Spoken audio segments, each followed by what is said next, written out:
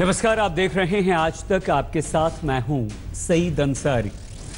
हम सुरक्षित हैं क्योंकि बॉर्डर पर देश के सैनिक तैनात हैं, लेकिन जब सीमा पर डटे हमारे सैनिक ही सुरक्षित नहीं तो फिर आपकी हमारी सुरक्षा कौन करेगा। हम बात कर रहे हैं उन हादसों की जिसमें 2 दिन में सेना के एक मेजर समेत हमारे 15 जवानों की शहादत हो चुकी है और वजह है एवलांच यानी हिमस्खलन। अब सवाल यह है कि क्या दुनिया की महाशक्ति बनने का दावा करने वाले भारत के, हिंदुस्तान के सैनिकों के सामने कुदरत से हार कर अपनी जान देने का ही एकमात्र विकल्प बचा है। सेना के एक मेजर समेत कुल 15 जवानों की तस्वीरें हैं ये। गलती कुछ भी नहीं, लेकिन कीमत जान देकर चुकानी पड़ी। कश्मीर में कुदरत का कहर 2 दिनों में बर्फीले तूफान की शक्ल में देश के जांबाज सैनिकों पर टूटा और 15 जवानों की जान लेकर ही माना। पहले जम्मू कश्मीर के गुरेज में एवलांच से 11 जवानों की शहादत की खबर आई और अगले ही दिन हिमस्खलन में लापता बाकी 4 जवानों के शव भी बरामद कर लिए गए। 2 दिनों यानी 25 और 26 जनवरी को बांदीपुरा जिले के गुरेज सेक्टर में एक एक कर 4 बर्फीले तूफान न सिर्फ देश के 15 जवानों के लिए कफन बन गए, बल्कि उन्होंने उस सिस्टम को भी कटघरे में खड़ा कर दिया जिनकी जिम्मेदारी हमारे वीर सैनिकों की रक्षा की होती। पहले रोज आए बर्फीले तूफान से आर्मी के पोस्ट और पेट्रोलिंग जद में आ गई। एक मेजर शहीद हो गए, लेकिन इसके अगले ही दिन और भी बड़ा एवलांच आया। कुल 14 जवान बर्फ के नीचे फंस गए, जिनकी बाद में मौत हो गई। कहर बेशक कुदरत का टूटा, लेकिन सवाल है कि क्या सेना, सरकार और व्यवस्था की इनके प्रति कोई जिम्मेदारी नहीं?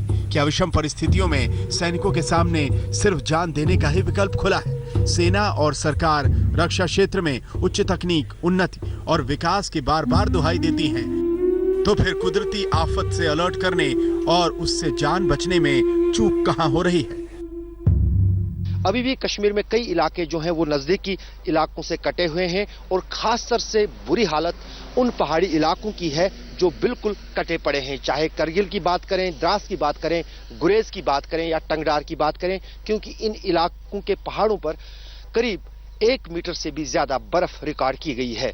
कश्मीर में आज तापमान में स्थिरता आई है और मौसम भी कुछ बेहतर हुआ है, लेकिन फिलहाल जो पिछले 3 दिन के दौरान लगातार हुई बर्फबारी से लोगों को दिक्कतें हैं या फिर जो परेशानियां खड़ी हुई हैं, उन्हें दूर करना सरकार के लिए सबसे बड़ी प्राथमिकता होगी। कैमरामैन रूफ अहमद के साथ अशरफ आनी, श्रीनगर, आज तक।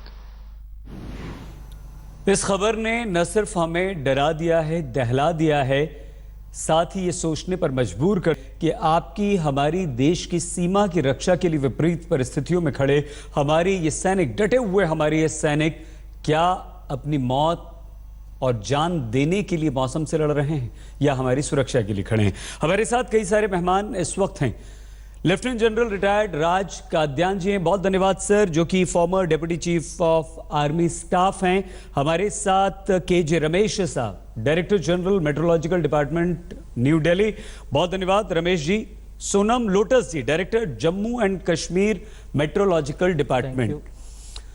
जनरल काद्यान, क्या मौसम से ऐसे ही लड़ता है हमारा सैनिक? क्या कोई भी इस तरह के सुरक्षा के इंतजाम नहीं है कि अगर कोई ऐसा तूफान आता है, हमें पता चलता है, तो वो सुरक्षित बंकर्स में जा सके या उसे बचाने के कोई और वैकल्पिक इंतजाम सरकार की तरफ से होते हैं? या सर जनरल काद्यान वो मजबूर होता है मौसम के आगे, चाहे मौसम उसका साथ दे न दे, विकराल रूप धारण करे, वो ऐसे ही डटा रहेगा, खड़ा रहेगा?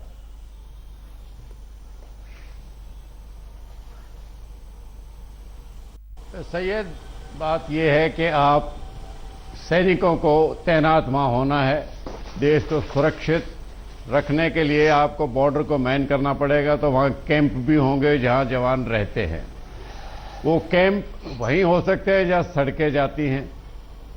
जहाँ सड़कें जाती हैं वो नाले के साथ जाते हैं, क्योंकि पानी चाहिए, तो वो लो लेवल में होते हैं। हर प्रिकॉशन ली जाती है। जब कैंप को साइट किया जाता है तो जो फोर्सिएबल डिफिकल्टीज हैं, चाहे वो कुदरत की हो या किसी की भी हो, उनको ध्यान में रखते हुए किया जाता है। और मैं समझता हूं इसीलिए हादसे कम होते हैं। हम सिर्फ उन्हीं के बारे में जानकारी रखते हैं जो हो जाते हैं, जो नहीं हो पाते वो शायद हमें नहीं पता लगता।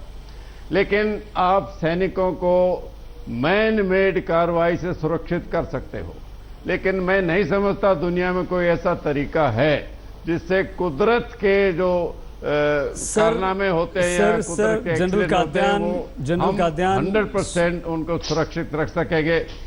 General Kadian, I am very sorry, बहुत क्षमा के साथ। हाँ बोलिए। यही सवाल है सर कि कुदरत से लड़ने के कुछ तो इंतजाम हो।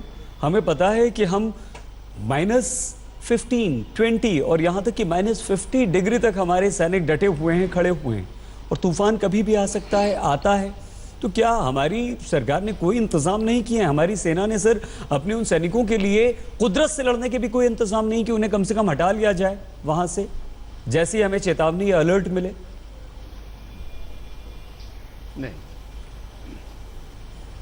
नहीं सैयद, ऐसा है, वो अलर्ट तो खैर आपके मेट डिपार्टमेंट के भी एक्सपर्ट बताएंगे कि क्या क्या तरीके हैं।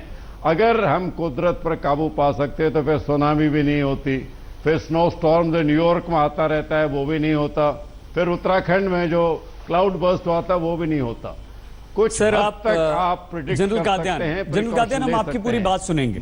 बंकर आप मजबूत बना सकते हैं। हम आपकी पूरी बात जरूर सुनेंगे जनरल कादियान, लेकिन आप क्योंकि एक सैनिक रहे हैं, आपने देश की रक्षा के लिए लड़ाइयां लड़ी हैं, आप मजबूत दिल के हैं, लेकिन हम जैसे लोग, देश का एक आम नागरिक, वो दहल जाता है जनरल कादियान। और आपने मेट डिपार्टमेंट की बात की है, तो हमारे साथ डीजी हैं रमेश साहब, मेट्रोलॉजिकल डिपार्टमेंट के।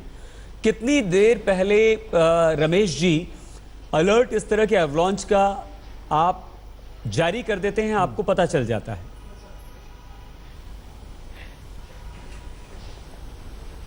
अवलांच का तो जो चेतावनी देना जो है, डिफेंस का एक इंस्टीट्यूशन है, वो जो है snow and avalanche study establishment बोल के चंडीगढ़ और मनाली से काम करता है। वो DRDO के अंदर इंस्टीट्यूशन है, और हम जो है स्नोफॉल की वार्निंग देते हैं। ये स्नोफॉल की, हेवी स्नोफॉल की वार्निंग जो है पूरा वैली पे और उत्तराखंड में, हिमाचल में जो 5 दिन पहले दी गई थी, और लगातार उसकी अपडेट भी डेली दिए जा रहे हैं। ठीक है sir, thank you very much. फिलहाल जनरल कादियान जो बात कर रहे थे वो जवाब आपने दिया है। हम आगे आपसे और बात करेंगे, लेकिन इस वक्त हमारे साथ सोनम लोटस जी भी हैं, जो कि JNK मेट्रोलॉजिकल डिपार्टमेंट के डायरेक्टर हैं। सोनम साहब, बिल्कुल आप कितनी देर पहले ये बता पाने की स्थिति में होते हैं सर कि कोई इस तरह का बर्फीला तूफान आने वाला है?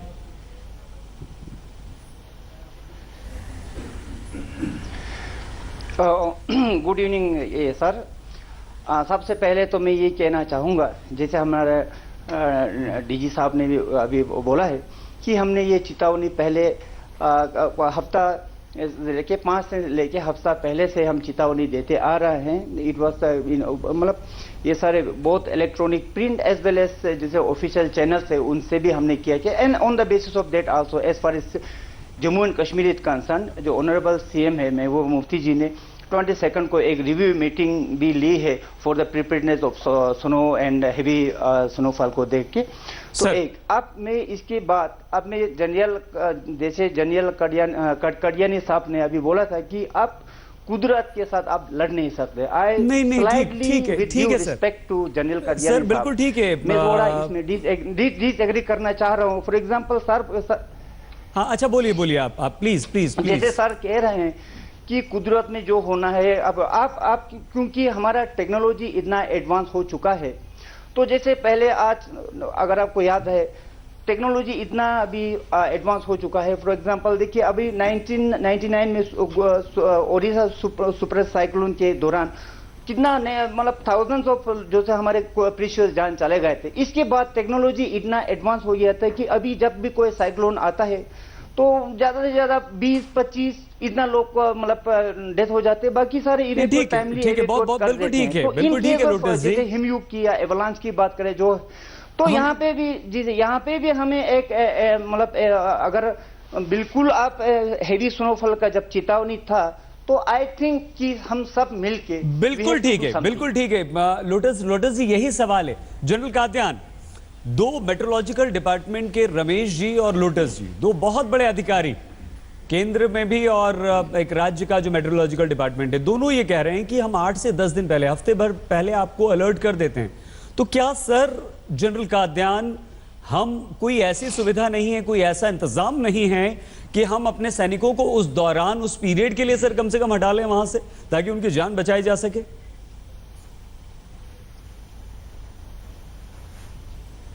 नहीं, अगर ये चेतावनी ये कहती है कि अगला एवलांच गुरेज में आएगा, तो फिर सरासर ये किसी की लापरवाही है कि फिर भी आप कैंप में जवानों को छोड़ते हो, आप उनको टेम्परेरी निकाल सकते हो। लेकिन जवानों को तो पेट्रोलिंग भी करनी है, वो भी एवलांच के नीचे आ जाते हैं। सियाचिन में भी रहना है, वहां भी एवलांच हुआ था पिछले साल। नहीं सर, लेकिन ये चेतावनी जनरल नेचर की होती है, जहां तक मैं समझता हूं। मैंने भी कश्मीर में, उत्तराखंड में, सिक्किम में, बर्फ के इलाकों में काफी तजुर्बा है। कभी कोई ऐसी चेतावनी नहीं आई थी कि भाई फलां इलाके में ये अभी एवलांच आने वाला है। अगर आप एक जनरल चेतावनी देते हो तो आम बात है, अगर बर्फ हैवी गिरी, जो ही टेम्परेचर बढ़ेगा, बर्फ पिघलना शुरू होगी तो नीचे पिघल के आएगी, वो एवलांच बनेगा। जैसे बर्फ पिघलना, फिसलना शुरू होगी तो इकट्ठी होती जाएगी। आप ठीक कह रहे हैं जनरल कादयान। ये रमेश जी, क्या जनरल कादयान इस बात का जवाब दे सकते हैं? क्या रमेश जी आप ये बताते हैं कि पर्टिकुलरली गुरेज सेक्टर में ही ये तूफान, बर्फीला तूफान एवलांच आएगा, या इस पर्टिकुलर जगह आएगा, इतने इलाके में आएगा? क्या आप इतनी स्पेसिफिक भविष्यवाणी करते हैं, इसका अलर्ट जारी करते हैं रमेश जी? ये जो कौन कौन सी डिस्ट्रिक्ट्स में हैवी स्नोफॉल होगा अगले 4-5 दिनों में, ये इंफॉर्मेशन दिया जाता है snow and avalanche study establishment को और जनरल पब्लिक को। जनरल पब्लिक को जो इमरजेंसी रिस्पांस ऑक्शन है वो स्टेट गवर्नमेंट लेती है। जो आर्मी के रिलेटेड एक्शंस है, snow and avalanche study establishment. नहीं रमेश जी, जनरल कादयान का बहुत सीधा सवाल है कि पर्टिकुलरली आप एक इलाके के लिए नहीं, वो जनरल आप भविष्यवाणी करते हैं, जनरल आपकी चेतावनी होती है। सांसें करती है, स्पेसिफिक होती है सर, कुछ स्पेसिफिक नहीं, बट सांसें की वार्निंग जनरल नहीं होती। सांसें snow and avalanche study establishment की वार्निंग जो है स्पेसिफिक होती है। ठीक है सर, ये एक चीज तो यहाँ पर क्लियर हुई है जो जनरल कादयान जानना चाह रहे थे। जनरल कादयान ये कह रहे थे कि अगर हमें पता चल जाए तो हम बचा सकते हैं अपने सैनिकों को, लेकिन मेट्रोलॉजिकल डिपार्टमेंट कोई जनरल स्पेसिफिक वार्निंग नहीं जारी करता है। हम और रमेश जी, लोटस जी और जनरल कादयान आपसे बात करेंगे, लेकिन हमारे साथ आपकी हमारे देश की सीमाओं की सुरक्षा के लिए हमारे सैनिक विपरीत परिस्थितियों में डटे रहते हैं और मौसम के रौद्र रूप से, विकराल रूप से उनका सामना होता है। और ऐसा ही सामना बर्फीले तूफान से हुआ, हमारे 15 सैनिक शहीद हो गए। यह आंकड़ा काफी लंबा है और ऐसा भी नहीं है कि पहली बार ऐसा हुआ हो, वो जानकारी हम आपको आगे देंगे। तमाम वरिष्ठ विद्वजन मेहमान हमारे साथ हैं और क्योंकि हमारे साथ एक डॉक्टर कर्नल वालिया भी जुड़ चुके हैं और कर्नल वालिया में सियाचिन में काम भी कर चुके हैं। कर्नल वालिया, आप हमें ये बताइए कि जब इस तरह का कोई भी हादसा होता है तो कितनी जल्दी फौरी मेडिकल राहत हम अपने सैनिकों तक पहुंचा पाते हैं और कैसे?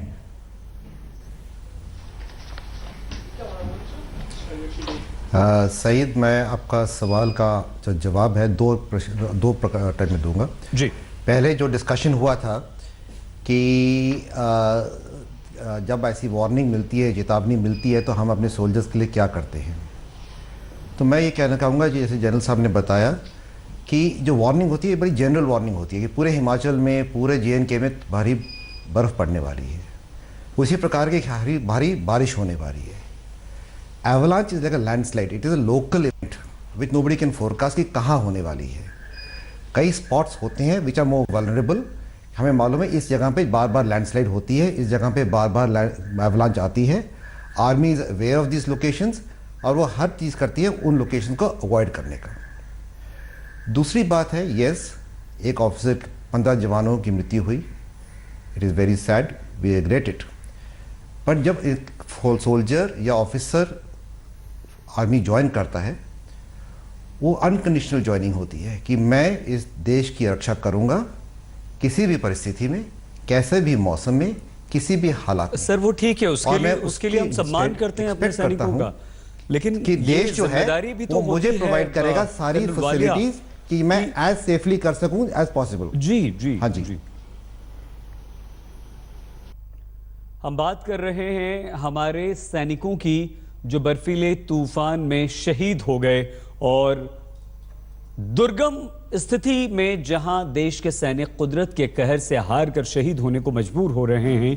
आपको हैरानी होगी कि पिछले साल भी सियाचिन में 10 जवान हमारे बर्फ में दबकर अपनी जान गंवा बैठे और पिछले 32 सालों में करीब 900 सैनिकों की मृत्यु हो चुकी है।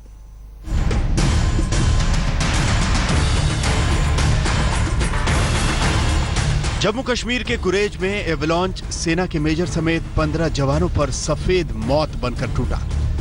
कुदरत के उस तांडव की फिलहाल तस्वीरें सामने नहीं हैं, लेकिन जो तस्वीरें आपके टीवी स्क्रीन पर हैं वो उसी जगह की हैं जहां बर्फीला तूफान और हिमस्खलन हुआ था। जी हां, जम्मू कश्मीर के बांदीपुरा जिले का गुरेज इलाका। अफसोस इस बात का है कि ऐसा पहली बार नहीं हुआ जब बर्फीले तूफान और एवलांच सैनिकों के लिए कफन साबित हुए हों। एक आंकड़े के मुताबिक अकेले सियाचिन में ही पिछले 32 सालों में अब तक 900 सैनिकों की शहादत हो चुकी है। इन भयानक बर्फीले तूफानों ने पिछले साल 3 फरवरी को सियाचिन में आए ग्लेशियर हादसे की याद दिला दी। उस हादसे में एक जेसीओ समेत कुल 10 जवान शहीद हुए थे। 19,600 फीट की ऊंचाई पर मौजूद सियाचिन दुनिया के सबसे ऊंचे युद्ध क्षेत्र के तौर पर जाना जाता है, जहां सैनिकों को न सिर्फ दुश्मनों से लोहा लेना होता है बल्कि कुदरती आफत से भी लड़ना पड़ता है। यहां जाड़ों में तापमान -50 डिग्री सेल्सियस तक गिर जाता है, ऑक्सीजन सामान्य से आधी होती है और बर्फ में दबने की आशंका बनी रहती है। जम्मू कश्मीर के ऊपरी इलाकों में हिमस्खलन नई खबर नहीं है, लेकिन दुख इस बात का है कि कुदरत के बिगड़े मिजाज में जान उन बहादुर सैनिकों की जा रही है जो जानलेवा हालात में 24 घंटे देश की हिफाजत करते हैं। श्रीनगर से अशरफ वानी के साथ Aaj Tak bureau. Lieutenant general retired GD Bakshi ji भी इस वक्त हमारे साथ जुड़ चुके हैं। सर, आप थोड़ा आधा घंटा लेट हमसे जुड़े हैं, तमाम बातचीत यहाँ पर हुई है, लेकिन आप ये बताइए जनरल बख्शी कि क्या कोई ऐसी सूरत, ऐसा कोई विकल्प है कि जब कुछ वक्त के लिए ऐसा सीज फायर भी हो, जब दोनों देश या हमारी सीमा जिन भी देशों से मिलती है वहां सरकारों के बीच ऐसी संधि हो कि इस दौरान यहां पर सैनिक नहीं होंगे दोनों तरफ के? क्या ऐसी कोई सूरत अभी तक निकल पाई है जब से हमने इन दुर्गम परिस्थितियों में अपने सैनिकों को तैनात करना शुरू किया है जनरल बख्शी?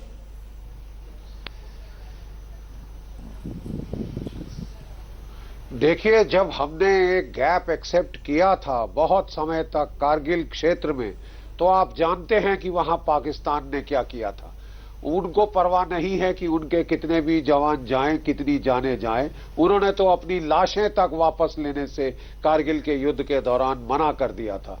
तो लेकिन ये जो विकल्प आप बता रहे हैं सुनने में बहुत अच्छा लगता है कि दोनों देश मान जाएं, सियाचिन खाली कर दें, कारगिल खाली कर दें और हमारे जवानों को कोई खतरा ना रहे, लेकिन जमीन पे होता मुझे ये नहीं दिखता। और जहां हमने गैप छोड़ा था, क्योंकि कारगिल में खूब एवलांच आते थे, 40-40 फुट की बर्फ, मैं खुद वहां सर्विस कर चुका हूं, हमारे लड़के एवलांचों में गए हैं। जहां हमने खाली किए कुछ पोस्ट जो हम खाली करते थे विंटर के दौरान, एवलांच सीजन के दौरान, पाकिस्तान ने आके उनको पकड़ लिया और आप जानते हैं कितनी हमको भारी जानी कीमत, हमारे कैजुअल्टीज हमको वहां पे कुर्बानी देनी पड़ी वापस लेने के लिए वो जमीन। कितनी बार हमें कहा जा रहा है। बिल्कुल जनरल बख्शी, आप बिल्कुल ठीक कह रहे हैं। हम सिर्फ इतना कहते हैं कि आप ठीक कह रहे हैं जनरल बख्शी, और यही बात जनरल कादियान भी कह रहे थे वापस लेने के लिए। बिल्कुल सर, जनरल कादियान भी यही बात कह रहे थे, लेकिन पाकिस्तान की सर फितरत ही ऐसी है कि पीठ में छुरा घोंपता है वो, और उस पर विश्वास नहीं किया जा सकता। हम ये बात बहुत अच्छी तरह से समझते हैं। जनरल कादियान, जनरल बख्शी इस बात को इनकार कर रहे हैं, हम कोशिश करते हैं लेकिन पाकिस्तान पर भरोसा कैसे करें? तो क्या कोई ऐसा विकल्प, ऐसी कोई सूरत आपको जनरल कादियान नजर आती है कि कम से कम हम कुदरत से लड़ नहीं सकते तो अपने सैनिकों को बचा सकें और दोनों देशों के किसी समझौते के स्तर पर? जनरल कादियान,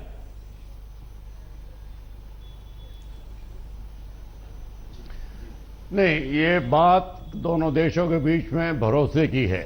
जनरल गगन बख्शी ने भी कहा, वही बात मैंने शुरू में की थी कि हमने भरोसा किया था कारगिल में 27 साल तक विंटर में दोनों आर्मियां नीचे चली जाती थी, लेकिन एक साल वो आपको धोखा दे गए और उसकी हमको बड़ी भारी कीमत चुकानी पड़ी वो इलाका वापस लेने के लिए। उनकी भी कैजुअल्टी होती है, उनके एक पूरी कंपनी एवलांच में मर गई थी 4-5 साल पहले जब कयानी आर्मी चीफ थे सियाचिन में। नुकसान उनको भी होता है, लेकिन जब तक अगर ऐसा भरोसा दोनों देशों के बीच में हो जाए तो बॉर्डर की समस्या ही सुलझ जाएगी, फिर इतनी आर्मी की जरूरत नहीं होगी बॉर्डर पर डिप्लॉयमेंट की। दुर्भाग्य की बात यह है कि असलियत में पाकिस्तान ना भारत से डायलॉग करना चाहता आज के दिन, लेकिन हम मुद्दे से हट रहे हैं। जहां तक एवलांस की बात है, आर्मी जो हिदायत ले सकती है बर्फ के माहौल में वो लेती है। यही वजह थी कि पिछले साल जब हमारे 10 सैनिक शहीद हुए थे सियाचिन में, क्योंकि बंकर मजबूत थे, क्योंकि जवानों की ट्रेनिंग अच्छी थी। हनुमंत थापा इतनी बर्फ की गहराई के नीचे भी सरवाइव कर गए थे। वो तो दुर्भाग्य की बात है, उनके बॉडी ऑर्गन बाद में फेल हो गए, वो सरवाइव नहीं कर पाए, लेकिन वहां से जिंदा निकल आए थे। सर बिल्कुल ठीक है, आर्मी वहां तक कर सकती है, लेकिन सर जैसा कि हमने पहले कहा नहीं कर सकती। देखिए साइक्लोन की जो वार्निंग आती है, जनरल कादियान, हम बहुत अच्छी तरह से समझते हैं कि हमारी सेना का पहला दायित्व होता है, उनकी जिम्मेदारी होती है, और आप लोग अपने सैनिकों की रक्षा अपना परम कर्तव्य और धर्म समझते हैं। आप जैसे वरिष्ठ अधिकारियों पर सवाल उठाना, सेना पर सवाल उठाना सवाल ही नहीं है, हो ही नहीं सकता। लेकिन क्योंकि हम सिविलियंस हैं सर, आप लोगों के दिल कड़े होते हैं, आप लोग परिस्थितियों को अच्छी तरह से समझते हैं, जनरल बख्शी, जनरल कादियान, लेकिन एक देश का आम नागरिक ये सोचता है कि क्यों ना ऐसा हो जाए, इसलिए सवाल खड़ा होता है। कर्नल वालिया, दोनों जनरल्स की जो हमने बात सुनी उससे सभी इत्तेफाक रखते हैं, सभी सहमत हैं, लेकिन कर्नल वालिया, क्या हम मेडिकली इतने इक्विप्ड हैं और इतने सक्षम हैं कि अगर कोई कैजुअलिटी इस तरह की होती है तो तुरंत अपने सैनिकों को बचा पाएं? हालांकि दुर्भाग्यवश हम हनुमंत थप्पा को नहीं बचा पाए थे। जैसे मैंने पहले जिक्र किया था कि आर्मी में इवैक्यूएशन सिस्टम जो है कैजुअलिटीज़ का इज सेकंड टू नन। अगर किसी प्रकार की इवैक्यूएशन की ज़रूरत पड़े, चाहे वेदर के कारण हो, वैसे बीमारी के कारण हो, कोई कैजुअलिटी गोली मारने के कारण हो, जो इवैक्यूएशन सिस्टम है बहुत अच्छी तरह लेड आउट है, रेगुलरली प्रैक्टिस होता है, और अगर वेदर या परिस्थितियाँ फेवरेबल हो तो मिनटों में हेलीकॉप्टर्स टेक ऑफ करके पेशेंट को एवैक्यूएट करते हैं to hospitals. Army medical corps के doctors, jawans, nursing assistants post हर पोस्ट में, एडवांस पोस्ट में भी जवानों के साथ रहते हैं, उनके साथ खाते हैं, उनके साथ सफ़र करते हैं। तो फैसिलिटीज़ हैं, बट समटाइम्स इवैक्यूएशन नहीं हो पाती क्योंकि weather conditions do not allow that. Colonel Walia, बहुत राहत मिल रही है आपकी बात सुनकर, क्योंकि कितनी अच्छी तरह से आप लोग करते हैं। लेकिन जल्दी से रमेश जी और लोटस जी, क्योंकि समय बहुत कम है, क्या आप चलते चलते कुछ कहना चाहेंगे सर? दोनों, रमेश जी और लोटस जी, बारी बारी से।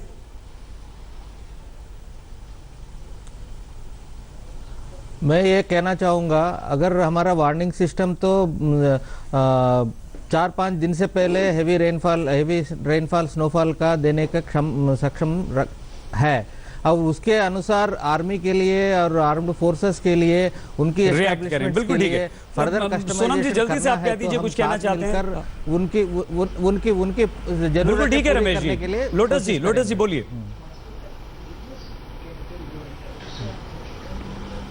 जैसे डीजी सर, हमारा रमेश सर बोल रहे हैं, तो अब हमारे कहने से अगर हमारा कोई सेनाओं को या किसी को, बीट सेना या जनरल पब्लिक कोई भी हो, अगर इससे बिल्कुल जान बचाने के फायदा हो तो हम तो बिल्कुल बहुत धन्यवाद Lotus ji, Ramesh ji, colonel Walia, general Kadian, general Bakshi, आप सभी का बहुत धन्यवाद। हम चलते चलते यही कहेंगे कि हमारी सेना अपने हर सैनिक की जान किसी भी कीमत पर बचाना चाहती है, उसके पूरे इंतजाम किए हैं, लेकिन कई बार कुदरत के हाथों हम हार जाते हैं, जो इस बार हुआ। हमारे 15 सैनिक शहीद हो गए। देखते रहिए आज तक।